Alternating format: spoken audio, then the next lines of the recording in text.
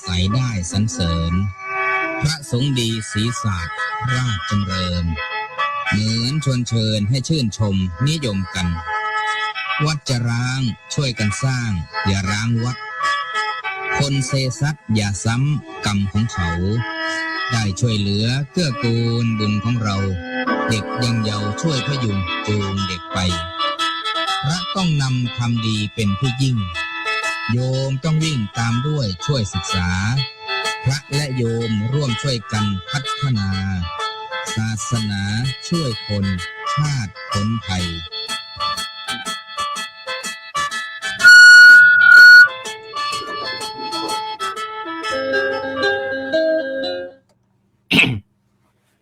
ขอความนอบน้อมแด่พระรัตนตรัยขอถวายความเคารพพระเถรานุเถระทุกรูป ขอความสุขความเจริญในธรรมจงมีแก่ญาติโยมสาธุชนคนใจบุญทุกท่านทุกคนทุกทิศทั่วไทยที่กำลังติดตามรับฟังสถานีวิทยุวัดผิดโสภารามฟังธรรมะกับสาระดีๆ FM 102.75 เมกะเฮิรตซ์ในกำกับของมหาเถระสมาคมรายการบอกข่าวเช้าพุธในมื้อนี้เป็นวันจันทร์ที่25เดือนพฤษภาคมพุทธศักราช2569ดำเนินรายการโดยอาตมาภาพพระครูเกษมผิดโสพลสถานีวิทยุวัดผิดโสภารามตั้งอยู่ที่เลขที่43หมู่2ตำบลเก่งเหนือ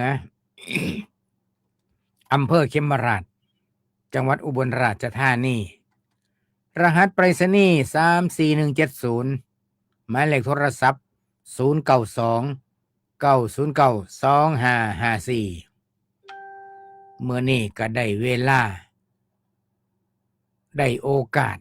รายการบอกข่าวชาวพุทธมาพบปะกับท่านผู้ฟังเช่นเคยอยู่หม่องนี้หม่องเก่าหลายสถานที่หลายตำบลหลายอำเภอหลายจังหวัดในขณะนี้ก็ฝนหยุดไปพักหนึ่งแล้วสำหรับชาวไร่ชาวนาชาวเกษตรกรรมก็วันจิตวันใจวิวส่งใดส่งหนึ่งนะใจบ่ดี ก็ต้องทำใจ ใจบ่ดีก็ต้องทำใจว่าธรรมชาติเฮาอาศัยธรรมชาติซึ่งเฮาสิไปตกแต่งปรับปรุงเปลี่ยนแปลงหยังบ่ได้มีแต่รออย่างเดียวรอหยังรอน้ำฝนจากฟ้ารอเทวดาสิโปรดปรานหน่อยหลายก็แล้วแต่เพิ่นสิโปรดปรานหลายๆบอนที่บ่ต้องการฝนก็ลงอย่างหานัก ถึงขนาดว่าบ้านเมืองเสียหายก็มีนะแต่ว่าบางหม่องบางบอนบ่เสียหายทั้งน้ำท่วมก็เสียหายทั้งฝนบ่ตกสรุปแล้วบ่ท่วมก็แล้งมี2อย่าง เจริญพรพ่อแม่พี่น้องศรัทธาญาติโยมสาธุชนทุกท่านที่กำลังติดตามรับฟังรายการบอกข่าวเช้าพุธในมื้อนี้ก็ต้องขออนุโมทนาบุญกับสถานีวิทยุที่รวมลิงก์สัญญาณรายการบอกข่าวเช้าพุธไปออกอากาศในขณะนี้มีสถานีวิทยุดังต่อไปนี้ขออนุโมทนาบุญนำคลื่นสาธุเรดิโอ FM 101 เมกะเฮิรตซ์วัดท่าพระยาจักรช่องลมอำเภออู่ทองจังหวัดสุพรรณบุรี 2. สถานีวิทยุกระจายเสียงพระพุทธศาสนาคลื่น FM 90 เมกะเฮิรตซ์วัดหน้าล้อมตำบลเขาหลานอำเภอทับสแกจังหวัดประจวบคีรีขันธ์ 3. สถานีวิทยุกระจายเสียงพระพุทธศาสนาจังหวัดประจวบคีรีขันธ์คลื่น FM 91 เมกะเฮิรตซ์วัดดงไม้งาม ตำบลชัยเกษมอำเภอบางสะพานจังหวัดประจวบคีรีขันธ์4สถานีวิทยุกระจายเสียงพระพุทธศาสนาคลื่น FM 99.75 เมกะเฮิรตซ์วัดทางสายตำบลธงชัยอำเภอบางสะพานจังหวัดประจวบคีรีขันธ์5สถานีวิทยุกระจายเสียงพระพุทธศาสนาคลื่น FM 100.25 เมกะเฮิรตซ์วัดราชสัทธาธรรมหรือว่าวัดบ้านไร่ตำบลพระแท่นอำเภอธามกาจังหวัดกาญจนบุรี6สถานีวิทยุกระจายเสียงพระพุทธศาสนาแห่งชาติจังหวัดเลยคลื่น FM 96.50 เมกะเฮิรตซ์วัดป่าจริยธรรมตำบลหน้าดอกคำอำเภอหน้าดวงจังหวัดเลย7สถานีวิทยุกระจายเสียงเพื่อพระพุทธศาสนาวัฒนธรรมและสังคมคลื่น FM 101.75 เมกะเฮิรตซ์วัดศรีอุดมวงศ์บ้านน้อยหน้าตำบลศรีสงครามอำเภอวังสะพุงจังหวัดเลย8สถานีวิทยุกระจายเสียงส่งเสริมพระพุทธศาสนาการศึกษาและวัฒนธรรมจังหวัดสุพรรณบุรีคลื่น FM 103.75 เมกะเฮิรตซ์9สถานีวิทยุกระจายเสียงพระพุทธศาสนาแห่งชาติคลื่น FM 88.75 เมกะเฮิรตซ์วัดป่าชุมชนฝ่าหวนตำบลนาคำอำเภอศรีเมืองใหม่จังหวัดอุบลราชธานี10สถานีวิทยุกระจายเสียงพระพุทธศาสนาแห่งชาติจังหวัดสุโขทัยคลื่น FM 98.25 เมกะเฮิรตซ์วัดคลองน้ำเย็นตำบลทุ่งย่างเมืองลากาอำเภอคิริมาศจังหวัดสุโขทัยท้ายสุดสถานีวิทยุท้ายสุดสถานีวิทยุธรรมจักรวัดผู้จวงนะวัดผู้จวงจังหวัดอุทัยธานีเป็นน้องใหม่ออกอากาศมาบ่กี่วันนี่ละก็ขออนุโมทนาบุญกับวัดผู้จวงโดยพระอาจารย์สรายุทธเลยว่าวัดท่าพญาจักรเป็นผู้ดำเนินการ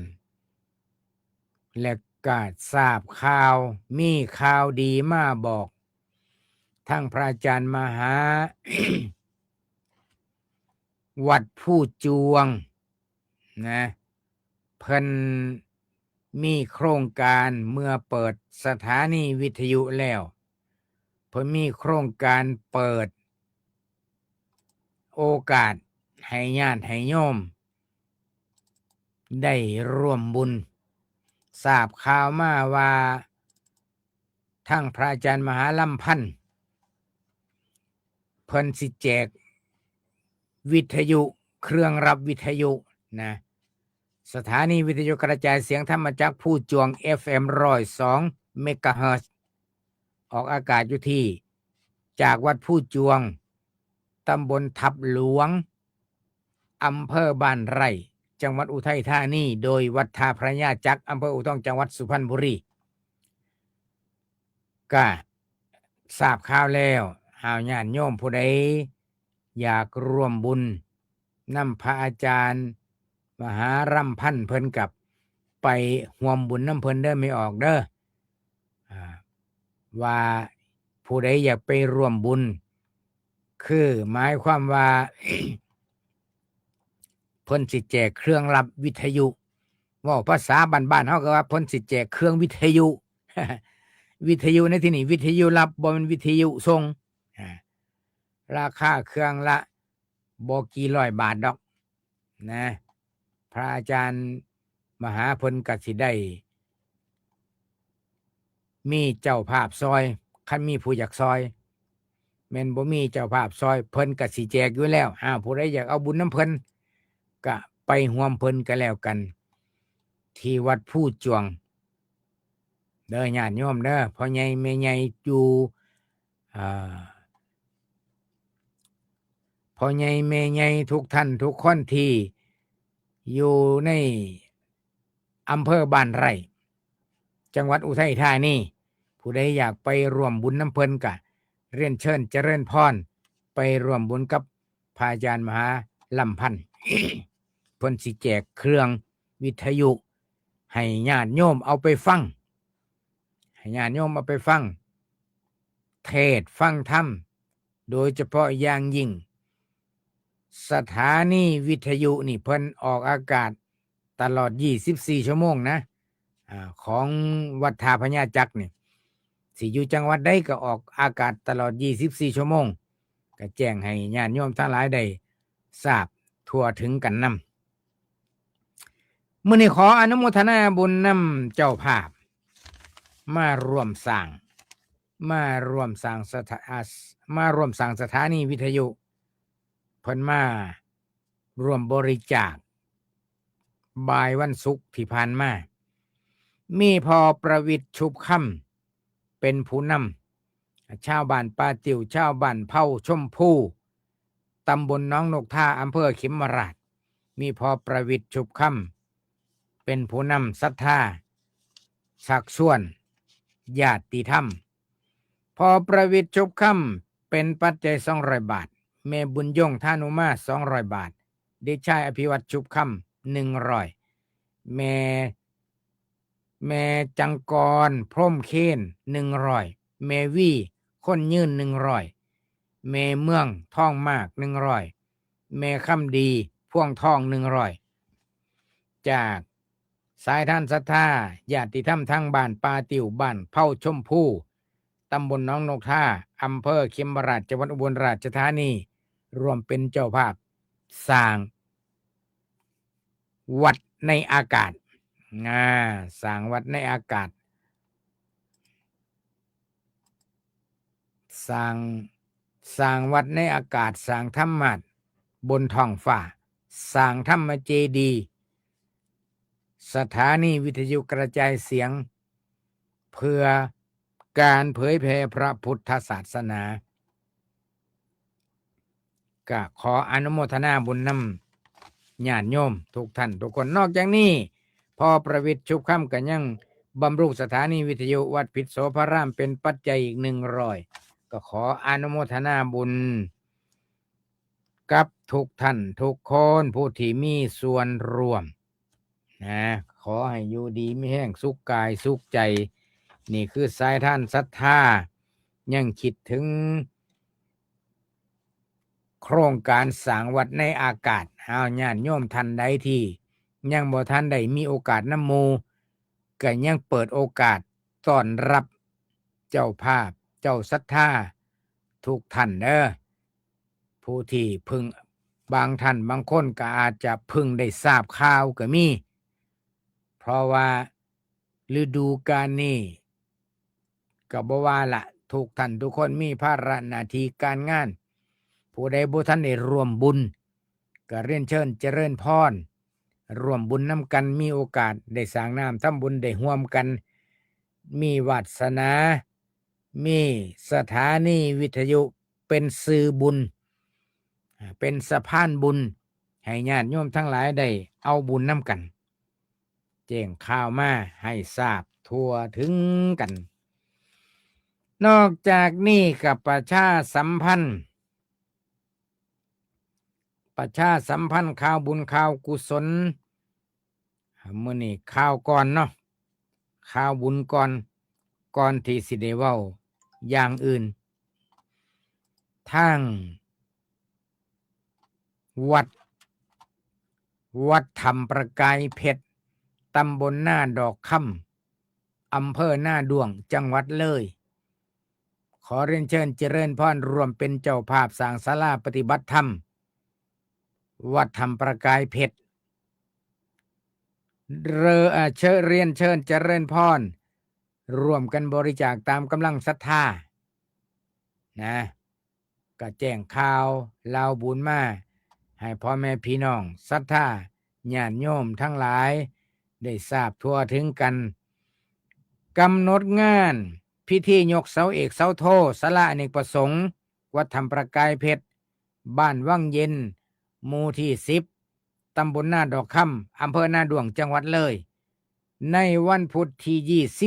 27พฤษภาคม2569ขึ้น11ค่ำเดือน7เวลา7:09 น.เป็นพิธีบวงสรวงเทวารักษ์ที่ปกปักรักษาวัดธรรมประกายเพชร8 นาฬิกาทำบุญตักบาตร8:30 น.มีพิธีสวดยกไส้9:09 น.พิธียกเสาเอกเสาโทศาลาอเนกประสงค์วัดธรรมประกายเพชรซึ่งก็มีประธานทั้งฝ่ายสงฆ์ทั้งฝ่ายฆราวาสญาติโยมพร้อมกันร่วมพิธีเทเสาเอกเสาโทพระสงฆ์เจริญชัยมงคลคาถาถัดมาประธานในพิธีจุดธูปเทียนบูชาพระรัตนตรัยพิธีก่อนนำกล่าวบูชาพระรัตนตรัยและก็อาราธนาศีล5ประธานสงฆ์ให้ศีลประธานในพิธีและผู้ร่วมพิธีสมาทานศีลมีพระสงฆ์9 รูปเจริญสวดถวายพรพระหรือว่าสวดบทพระหงส์แล้วก็มีการถวายทานศรัทธาญาติโยมสาธุชนทั้งหลายก็พากันถวายจตุปัจจัยถวายทายธรรมพระสงฆ์ให้พรอนุโมทนาญาติโยมรับพรกรวดน้ำรับพรพระสงฆ์ก็ทำภารกิจฉันภัตตาหารเพลเสร็จสับเรียบร้อยศรัทธาญาติโยมสาธุชนทั้งหลายก็เป็นสังฆลีรับศีลสลอนี่คือภาษาบ้านๆกะแจ้งข่าวเราบุญมาให้พี่น้องทั้งอำเภอหน้าดวงตำบลดอกคำตำบลดอกคำตำบลหน้าดอกคำได้ทราบทั่วถึงกันตลอดจนถึงพี่น้องบ้านใกล้ชิดติดกันที่เคยไปหามาแววัดธรรมประกายเพชรบ้านวังเย็นวันพุธที่27พฤษภาคมเด้อมืองานเพิ่นอันนี้ยกเสาเอกเสาโทศาลาอเนกประสงค์ศาลาปฏิบัติธรรมแจ้งข่าวมาให้ทราบทั่วถึงกันวันที่มาข่าวบุญข่าวกุศลฤดูกาลนี้สัปดาห์นี้งานปฏิบัติธรรมที่วัดทั้งสายก็มีเริ่มตั้งแต่วันที่30ไปจนถึงวันที่8มิถุนายนแต่ว่ามีข่าวดีเป็นกรณีพิเศษเนื่องในวันวิสาขบูชาปีพุทธศักราช2569ทางวัดทางสายพลสิมีการเปิดให้สาธุชนพุทธบริษัททุกท่านเข้ากราบสักการะบูชาพระบรมสารีริกธาตุณพระมหาธาตุเจดีย์ภักดีประกาศวันที่30ถึงวันที่1มีวันที่30 31พฤษภาและวันที่1มิถุนายน3วันนี้เพิ่นสิเปิดให้สาธุชนพุทธบริษัททุกท่านทุกรูปมีโอกาสได้เข้ากราบสักการะบูชาพระบรมสารีริกธาตุปีหนึ่งมีครั้งหนึ่งเป็นเวลา3วันนะแต่ปีนี้อาตมาคงสิไปบ่ทันนะคงสิไปบ่ทัน เนื่องจากว่าได้รับข่าวทั้งอำเภอโพไซพระเจ้าใหญ่พระเจ้าใหญ่วัดภูเขาควายตำบลสองคอนอำเภอโพไซจังหวัดอุบลราชธานีเพิ่นสิมีการทรงน้ำพระเจ้าใหญ่และก็มีการเวียนเทียนเนื่องในวันวิสาขบูชาวันที่31พฤษภานะจึงได้เตรียมตัวสิไปตั้งโรงทานเฮ็ดน้ำแข็งใสพร้อมมื้อวานนี่ก็มีมื้อวานหรือมื้อใดล่ะมีแม่ออกทางบ้านกุดกอยก็มาร่วมบุญน น่ะเห็นบ่ล่ะลืมซื้อแล้วได้บาทนี่ ลืมซื้อไปแล้ว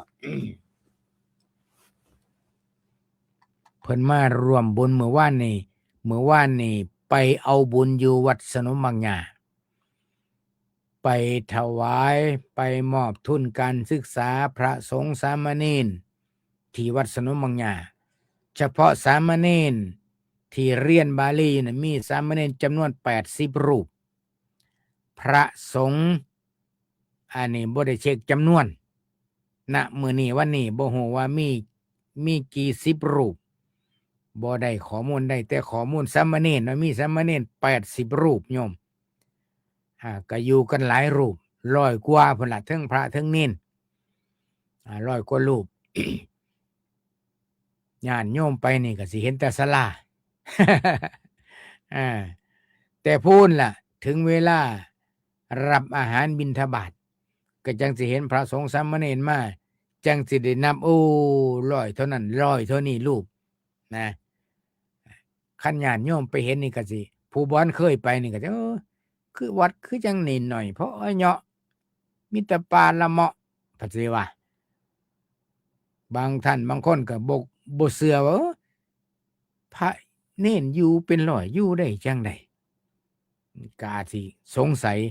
ดังนั้นมื้อวานก็เลยได้ไปกับโยมแม่ชูสันทาลูไนคุณแม่ไขแล้วก็อีกแม่หนึงลืมชื่อเพิ่นเพิ่นคือสิบ่เครียดดอกเนาะลืมชื่อเพิ่นเนาะ จังไดก็ฝากญาติโยมผู้ที่มีศรัทธาประสาทะอยู่ในอำเภอกุดเขาปุ่นอำเภอปทุมราชวงศาอำเภอเขมราชตาการกุดเขาปุ่นหน้าตาลโพไส้ผู้ใดอยากไปร่วมบุญที่วัดสนมบางหญ้าไปถวายความอุปถัมภ์ประทานสมมุติว่าพระสงฆ์สามเณรรวมทั้งผู้ปฏิบัติธรรมแล้วก็อยู่ประมาณ180รูปจังซี่นะโยม180รูปตอนเช้าก็น้ำดื่ม180ขวดอันนี้คิดเอาพุ่นละขวดนะขนาดขวดน้ำ600มิลลิลิตรนี่นะยามมื้อเช้าก็180ขวดเพลก็180ขวดเย็นก็180ขวดอันนี้เอาเฉพาะ3เวลานะโยมนะนี่พุ่นละ3ขวดนี่ขวดละจักบาทน้ำดื่มนี่โยมว่าแล้วมื้อนึงนี่วัดนี่ต้องจ่ายเฉพาะค่าน้ำดื่มนี่เท่าไหร่คันสิเว้าไปแล้วก็น้ำแพ็คนึงนี่ผู้นึงนี่อยู่ได้2วันหรือ3วันต่อรูปคัน180รูปก็180แพ็คต่อ2วัน อันนี้ก็คือเอาแบบประหยัดที่สุดเป็นค่าใช้จ่ายนี่ที่แนมเห็นนะโยมนะอันนี้เอามาเว้าให้โยมคิด เอามาเว้าให้โยมคิด ก็เป็นอันว่าประชาสัมพันธ์งานสงฆ์น้ำพระเจ้าใหญ่วัดภูเขาควายตำบลสองคอนอำเภอโพไซจังหวัดอุบลราชธานีวันที่31พฤษภาคมนะวัดทางสายกะวันที่30ถึงวันที่8มิถุนายนนอกจากนี้ก็ยังมีวัดใดอีกบ้างยังมีวัดหนองไม้แก่นก็มีการปฏิบัติธรรมวันที่31พฤษภาคมถึงวันที่9มิถุนายนเนื่องในวันวิสาขบูชาวัดหนองไม้แก่นนี่เป็นสำนักปฏิบัติธรรมประจำจังหวัดกาญจนบุรีแห่งที่29วัดหนองไม้แก่นอยู่ตำบลหนองล้านอำเภอธามกาจังหวัดกาญจนบุรีอันนี้ก็แจ้งข่าวแล้วบุญให้เพิ่นและมาล่าสุดอยู่อำเภอเขมราชวันที่30พฤษภาคมมีงานสมโภชพระเจดีย์ถ้ำพระไตรปิฎกที่วัดธรรมาธิปไตยหรือว่าวัดบ้านคำหาดตำบลหนองผืออำเภอเขมราชจังหวัดอุบลราชธานีสมโภชในคืนวันที่30พ พฤษภาคม2569เรียนเชิญเจริญพรพี่น้องสู่ขู่สู่คนได้ไป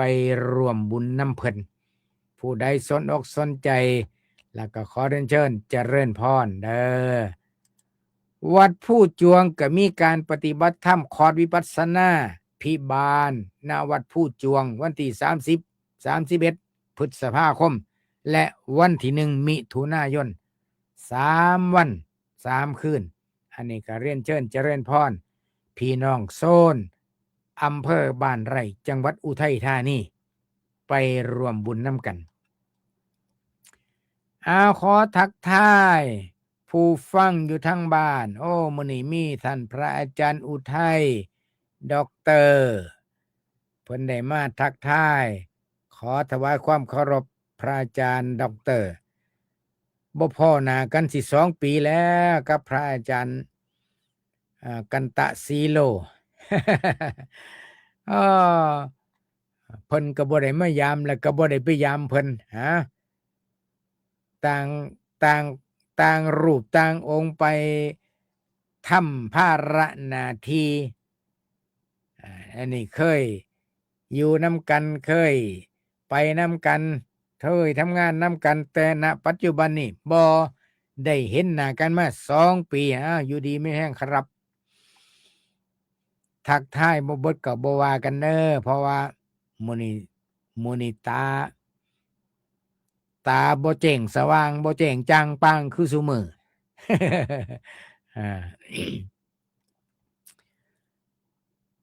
ขอเจริญพรผู้ที่ติดตามรับฟังทั้งโลกออนไลน์นี่ก็มีคุณเกษินีไม้นุชอยู่ทางพูนทางนนทบุรีเป็นลูกศิษย์คอยตรวจสอบระบบเสียงทั้งโลกออนไลน์ว่าออกอากาศปกติหรือบ่ปกติอันนี้มื้อนี้เสียงชัดเจนดีแช่เรียบร้อยเจริญพรคุณกรสวยทั้งกุดเขาปุ่นแล้วก็เจริญพรคุณวิไลรับฟังทั้งปทุมธานี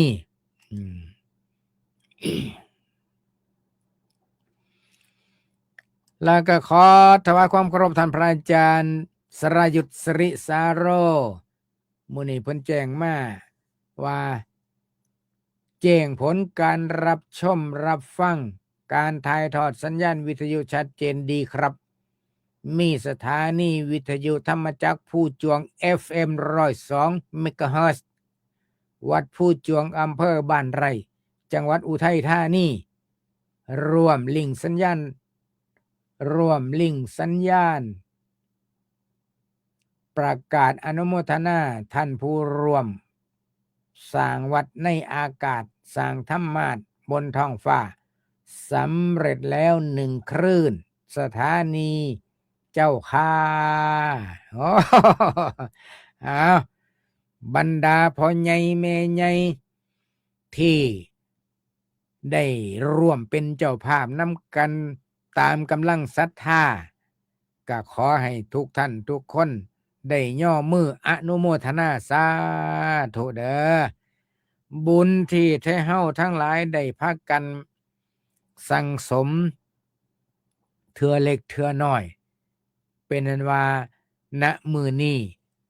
สถานีวิทยุธรรมจักรผู้จวง FM 102 เมกะเฮิรตซ์วัดผู้จวงอำเภอบ้านไร่จังหวัดอุทัยธานีออกอากาศแล้วเสียงเนอสำเนียงเสียงเนอก็ไปออกอากาศอยู่ทั้งอำเภอบ้านไร่อาตมาดีใจพิเศษแนวหนึ่งโยมที่วัดผู้จวงอาตมาดีใจพิเศษแนวหนึ่งว่าวัดผู้จวงเนี่ยอยู่เทิงผู้ได้โยมนี่มองดีใจพิเศษ แล้วก็เฮ็ดยากพิเศษอาจารย์สรยุทธนี่โอ้ยบ่ธรรมดาโยมหน้าดำคร่ำเครียดแต่ว่าก็บ่ได้ทุกข์แต่กายแต่ว่าทำงานไปใจมีความสุขเพราะหยังเพราะมีบุญเกิดขึ้นทุกวัน ทำงานทุกวันบุญเกิดทุกวันมีปัญหาให้แก่ทุกวันบุญเกิดทุกวันนิยมบ่แม่นว่ามีปัญหาให้แก่เกิดทุกวันบ่แม่นเด้มีปัญหาให้ทำมีปัญหาให้แก่เกิดบุญทุกวันได้บุญทุกวันทุกหน้าที่เพราะฉะนั้นพ่อใหญ่แม่ใหญ่ที่ฟังอยู่ตอนนี้ก็ขอให้ภาคภูมิใจนี่คืองานที่เฮาเฮ็ดนำกันรวมอนุโมทนานำกันนี่สำเร็จไปแล้ว1สถานีโยมออกอากาศแต่ว่าก็ยังเก็บรายละเอียดโน่นนี่นั่นเพื่อยังเพื่อความราบรื่นเพื่อความสะดวกเพื่อความป้องกันดีกว่าแก่แย่แล้วแก่บ่ทันอันนี้ก็มีไว้คือกันนะโอ้มื้อนี้ทั้งนนทบุรีแดดแห้งว่าซั่นก็คงสิบ่แตกต่างกันหลายเจริญพรคุณแม่สำลีเหล่าเมืองกลางแช่ให้เรียบร้อยแล้วเจ้าข้าสาธุเจริญพรคุณประกายจิตศรีราศักดิ์เพิ่นฟังจากไสน้อกรุงเทพบ่เหรอ แจ้งพิกัดนำนายโยมอาตมายังจำบ่ได้เจริญพรคุณยายเนือนแอนนาเมื่อวานนี่ก็ไปทำบุญนํกันไปทำบุญถวายทุนการศึกษาพระสงฆ์สามเณรอยู่ที่วัดสนมมากหญ้าเจริญพรคุณโยมนวลศรีจากประเทศอังกฤษเมืองอากาศดีอากาศเย็นและอากาศหนาวอยู่ดีไม่แห้งมีความสุขกายสุขใจเจริญพรคุณกอบกุลบัณฑิตจากสตูล คุณโยมนวลศรีพลบอกว่าโยมใช้แล้วเจ้าข้าสาธุอนุโมทนาสาธุการมื้อนี้คุณแม่สู้ใจสันทาลุไนมื้อนี้สำบายเนาะมื้อนี้มื้อวานนี่เพิ่นนี่ล่ะโยมแม่สู้ใจนี่ล่ะมาชวนอาตมาไปเอาบุญนำวันนี่ก็ได้ไปร่วมบุญกันตามกำลังศรัทธาผู้นั้นแน่ผู้นี้แน่ร่วมกันถวายเป็นทุนการศึกษาประจำทุกเดือนที่วัดสนมมากหญ้านำโดยพระมหาชาคริตภัททภูริปรริยนธรรมเก่าประโยคนาคหลวงรูปแรกของวัดพิษโสภารามปัจจุบันนี้ไปเป็นพระธรรมทูตสายต่างประเทศที่อินเดียไปสร้างวัดสร้างเป็นวัดพุทธบูชาธรรมบูชาสังฆบูชาอาจารยบูชาอยู่ที่พุ่นละเมืองพระราณสีญาติโยมผู้ใดขั้นได้ไปเมืองพระราณสีประเทศอินเดียจะกจังคอยไปเยี่ยมพระอาจารย์มหาชาคริตภัททภูริลูกศิษย์หลวงพ่อใหญ่วัดพิษโสภารามนี่ล่ะเมื่อวานนี้ได้พากันไปดำเนินการแทนพระอาจารย์มหาชาคริตแม่ชูสันทาลุไนนี่ก็ถือว่าเป็นพี่สาวของเพิ่นอันนี้เพิ่นสนองงานให้พระน้องชายเอาบุญนำกันเอ่ยกับน้องบ่ปากันนะคันพระน้องชายว่าจังใดโยมเอ่ยก็ปฏิบัตินำเบิดคันว่าเรื่องบุญนะอันนี้ก็เป็นเรื่องที่น่าอนุโมทนาเป็นอย่างยิ่งเว้าสู่โยมฟังเพื่อสิได้ย่อมือสาธุนำกันถัดมาก็มีเจริญพรคุณเอื้องพรอัมพาพันธ์จากสุพรรณบุรีเพิ่นแจ้งว่าฟังทางวิทยุสาธุญาติโยมเฮาซอยกันประกาศว่าสถานีวิทยุนี่มีคนฟังมากจำนวนมากคุ้มค่ากับที่พระเพิ่นลงทุนลงแห้งตั้งสถานีวิทยุขึ้นมาแล้วก็ดำเนินการบริหารงานสถานีวิทยุให้มีเสียงธรรมออกอากาศแท้เฮาควรที่จะสนับสนุนสิ่งที่เป็นสาระสิ่งที่เป็นประโยชน์สิ่งที่เป็นบุญเฮาบ่ไปเสพข่าวสิ่งที่เป็นอกุศลเป็นเรื่องดีโยมต่อจิตต่อใจเจริญพรคุณโยมวันเดอร์ จากประเทศฝรั่งเศสเมื่อนี้มาซาเนาะฝรั่งเศสเพิ่นเวลาได้บุญเลยเด่นนี่เจริญพรไปทั้งคุณแม่กัญญาภักพูนสวัสดิ์ฟังจากพุ่นละบางสะพานบ้านกรูดอยู่ดีไม่แห้งร่วมอนุโมทนาสาธุบุญเจ้าค่าอันแม่กัญญาภักพูนสวัสดิ์แช่แล้วเจ้าค่าอนุโมทนาสาธุยามมื้อแลงเพิ่นก็สิไปเลาะชายหาดบ้านกรูดพุ่นละริมทะเลอารมณ์ดีอยู่ดีไม่แห้งสุขกายสุขใจกราบนมัสการพระครูเกษมพิศพลครับเจริญพรซื้ออาตมาอ่านบ่ได้ ภาษาอังกฤษเจริญพรคุณโยมฉลวยชมศรีฟังจากวิทยุอยู่ดีไม่แห้งมีความสุขกายสุขใจสู่ขู่สุคนแล้วก็นอกจากนี้ก็มีญาติโยมก็ทักทายกันลุงปิ่นอาพรจากวังสะพุงจังหวัดเลยมาแล้วเนาะมื้อนี้เนาะอยู่ดีไม่แห้งแล้วก็คุณตัวที่กราบนมัสการพระอาจารย์ครับฟังทางวิทยุวัดท่าพระยาจักรครับสาธุสาธุขออนุโมทนาที่แจ้งพิกัดการฟังมาทำให้ได้ฮู้ว่าโยมผู้นั้นอยู่ไสผู้นี้อยู่ไสพระอาจารย์สรายุทธเพิ่นแซวมาจังได๋เนาะนี่เนาะเพิ่นว่าฟังพระครูเกษมเว้าปานว่าตัวสิร้อยครับ คันใจคนเฮามีความสุขนี่ญาติโยมบ่ว่าเด้มันเบาเพราะคันเว้าภาษาอีสานเพิ่นว่าหวางหลายวางหลายนี่คือมันมีความสุขใจมีแห้งใจเบาจิตเบาใจบ่มีหยังมันหนักอกหนักใจอึ้งตึงคือหมู่หนึ่งบ่สร้างนี่มันบ่เป็นจังซั่นนะคุณ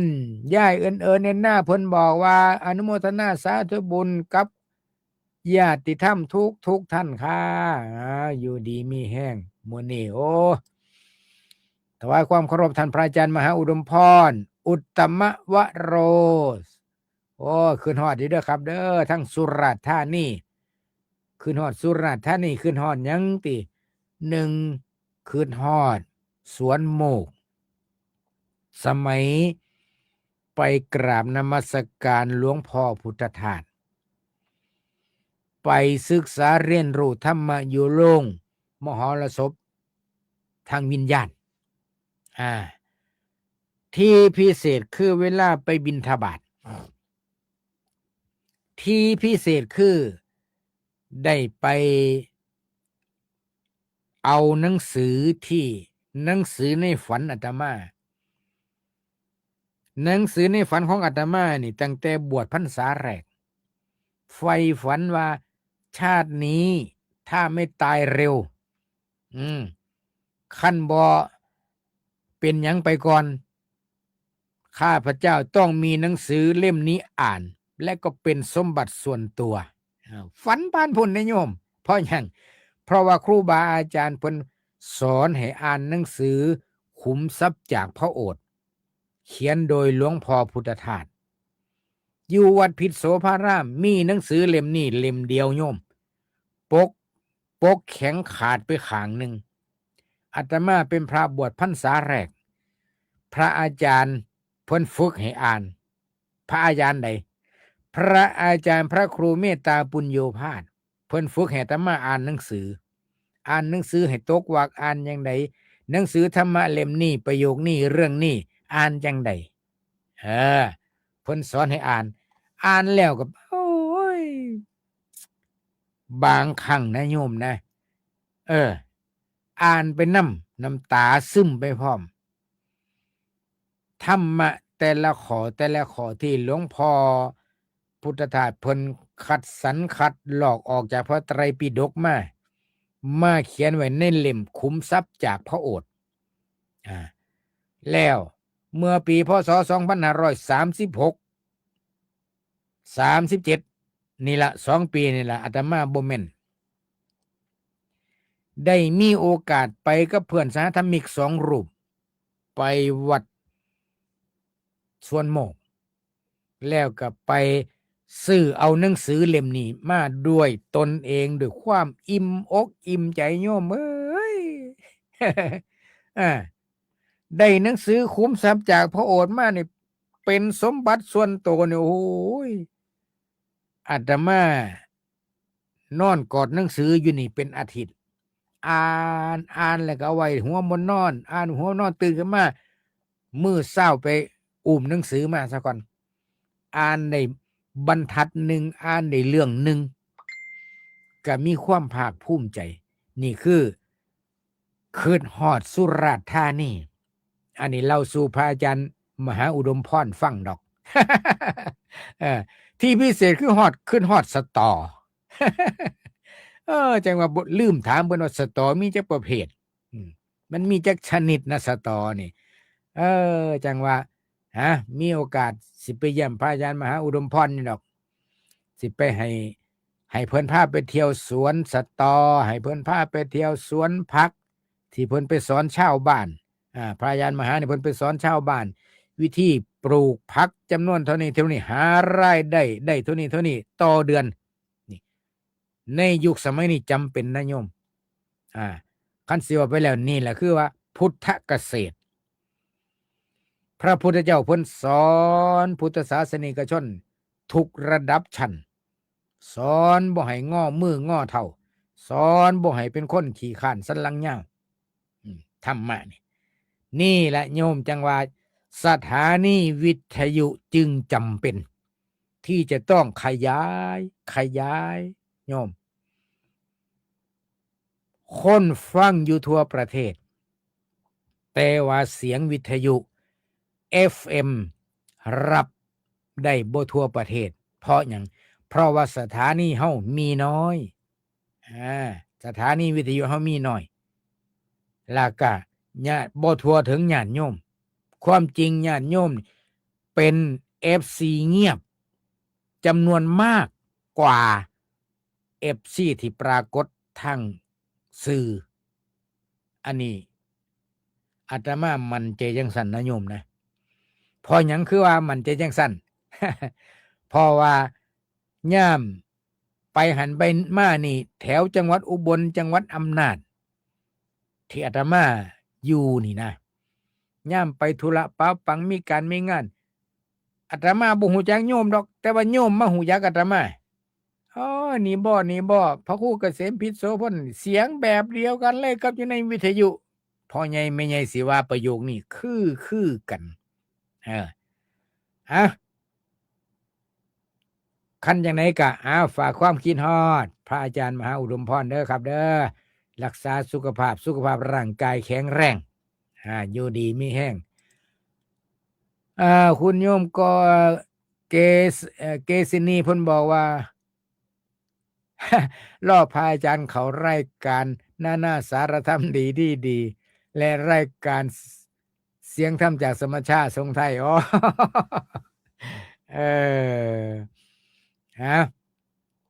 อีกขอเวลาอีกจักวัน2 วันคิดว่าน่าจะโอเคตอนนี้ก็คอมพิวเตอร์เศร้าปากกึกแล้วคอมพิวเตอร์ปากเป็นแล้วตอนนี้ก็คิดว่ารายการหน้าสารธรรมดีกับเสียงธรรมจากสมชาติทรงไทยในสหรัฐอเมริการอขอเวลาอีกสักวัน2 วันน่าจะพอกันในรายการก็ฝากความคิดฮอดคิดถึงพระอาจารย์ทุกรูปโดยมีหลวงพ่อเจ้าคุณฤทธิ์เป็นประมุขประธานในการดำเนินรายการอดใจรออีกสักวันถัดมาก็มีคุณโยมสุกัญญาชัยบาลฟังจากจังหวัดกาญจนบุรีจังหวัดกาญจนบุรีนี่ก็ คงสิอากาศร้อนพ่อๆกันกับแถวอุบลแถวอำนาจเจริญนะอากาศร้อนนี่ล่ะก็ว่าบ่เป็นล่ะโยมจังได๋ก็สู้ชีวิตไปนี่ล่ะคนเฮาชีวิตจึงไม่สิ้นก็ต้องดิ้นกันต่อไปเพราะฉะนั้นงานเผยแผ่งานการครองเรือนของญาติของโยมงานหลายๆงานสาธารณประโยชน์แนวใดเฮาก็ต้องเอาใจซอยกันพุทธศาสนิกชนเฮาลูกพระพุทธเจ้าองค์เดียวกันก็มีหยังก็สั่นกอยซอยกัน จังไดก็ขอฝากให้ทุกท่านทุกคนรักษาสุขภาพเป็นกรณีพิเศษกันแล้วกันพระอาจารย์มหาอุดมพรเพิ่นบอกว่านั่นเห็นบ่อาตมาเว้าไปเพิ่นตอบมาแหละเพราะว่าสตอมีอยู่2ชนิดนั่นเห็นบ่ล่ะโยมคันเฮาบ่สนใจเนี่ยเฮาก็สิบ่ฮู้จักได้ว่ามันเป็นแนวใดสตอมีอยู่2ชนิด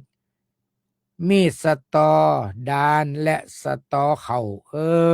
เนี่ยสตอเขานี่น่าสิแซ่บกว่าสตอดานบ่จักอันนี้คิดเอาเองดอกแต่ความจริงบ่ทันฮู้จักเคยฉันเคยกินแต่ว่าบ่ฮู้จักว่าเป็นสตออีหยัง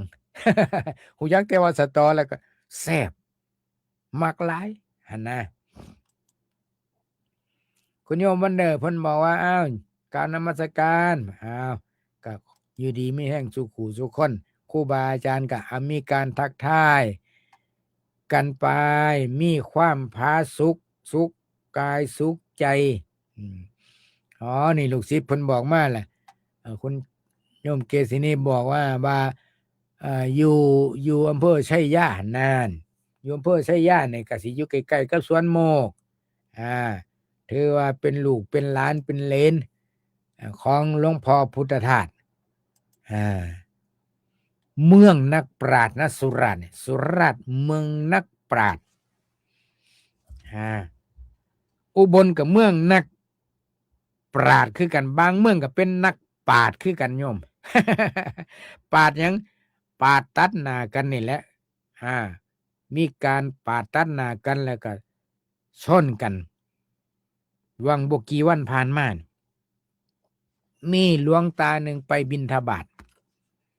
ให้พรโยมยกยังบ่ทันหอดใส่เลยให้พรโยมเสร็จสับเรียบร้อยเสียงหลวงตาเนี่ยให้พรยังก้องกังวานอยู่ในหูโยมอยู่เลยหลวงตาเสร็จแล้วหลวงตาก็ข้ามถนนสิเข้าวัดแค่นั้นแหละเกิดอุบัติเหตุรถชนหลวงตาเนี่ยจนมรณภาพทันทีเลยเป็นที่มาให้ญาติให้โยมที่ใส่บาตรเศร้าโศกเสียใจซึ่งคาดการบ่ถึงคิดบ่ถึงว่าหลวงตาเพิ่นก็บิณฑบาตให้พรโยมไปเมื่อกี้นี่มาดก็บ่คิดว่าหลวงตาเพิ่นสิจากโลกนี้ไปเร็วถึงขนาดนั้นอันนี้ก็เกิดขึ้นอยู่ทั้งภาคเหนือของประเทศไทยเมื่อ 2-3 วันที่ผ่านมานะโยมนะอันนี้ก็ฟังแล้วก็หดหูโยมเอ้ยนะเอาจังไหนก็ฟังรายการบอกข่าวเช้าพุธแล้วก็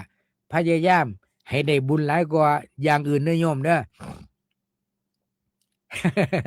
ให้ได้บุญหลายกว่าอย่างอื่นภาพที่เห็นอยู่หน้าจอตอนนี้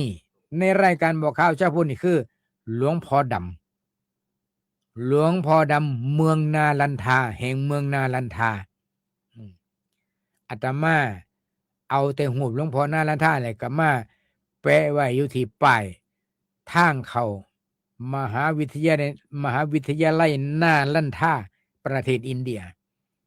อันนี้ที่มาก็เพราะว่าอยากให้โยมเห็นว่าหลวงพ่อองค์ดำแห่งเมืองนาลันทานี่คันผู้ใดอยากรู้จักรายละเอียดสนใจติดต่อพระอาจารย์สลายุทธไว้เพิ่นสิพาไปนมัสการประมาณปลายปี